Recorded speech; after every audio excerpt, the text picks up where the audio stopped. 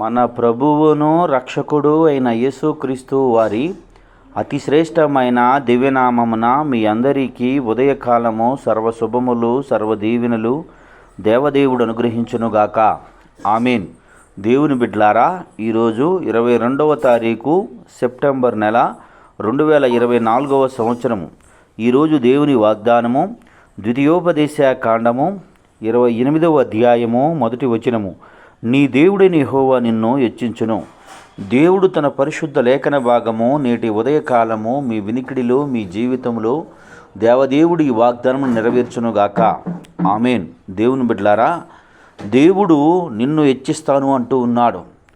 లోకంలో వ్యక్తులు నిన్ను హెచ్చించినా ఆ హెచ్చింపు కొంతకాలం మాత్రమే ఉంటుంది.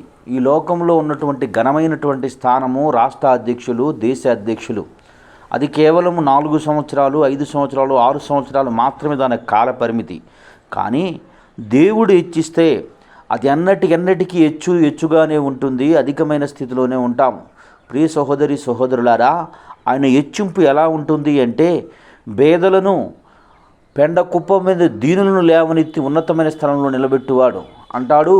ఈ విషయమై ఒక వ్యక్తి తనకు పది సాక్ష్యం చెప్తూ ఉంటాడు. ఏమని సాక్ష్యం చెప్తూ ఉంటాడు అంటే, గొర్రెల దొడ్డిలో నుండి నన్ను తీసి తన ప్రజలైన వారి మీద పరిపాలకుడుగా రాజుగా నియమించాడు అంటున్నాడు. ప్రియ సహోదరి సహోదరులారా, దేవుడు ఈ ఉదయకాలము మీతో చేస్తున్నటువంటి వాగ్దానము, నిన్ను దేవుడు హెచ్చిస్తాను అంటున్నాడు గనక ఆయనకు లోబడి ఆయన చెప్పే ప్రతి మాట విని నువ్వు ముందుకు కొనసాగు కృప దేవుడు మీకు అనుగ్రహించునుగాక. ఆమెన్. తండ్రి, నీకు వందనాలు, స్తోత్రములయ్యా. ఉదయకాలం ముందు నీ బిడ్డలైన వారి అందరి బిడ్డలు ఈ మాటలు వినుచున్నారు. వారందరి జీవితంలో తండ్రి ఈ వాగ్దానం నెరవేర్చి తండ్రి వారిని నీ ఆత్మచేత నింపి నీ కాపుదల్లో భద్రపరిచి నడిపించి సహాయమును చేయమని యేసయ్య నామం పేరట ప్రార్థన చేయుచున్నాను తండ్రి. ఆమేన్. తండ్రి అయిన దేవుని ప్రేమయు, కుమారుడు యేసుక్రీస్తు వారి కృపయు, పరిశుద్ధాత్మ తండ్రి అన్యోన్య సహవాసం ఇప్పుడును ఎల్లప్పుడూ సన్నిధితో సదాకాలం తోడై నెంబడించి నడిపించునుగాక.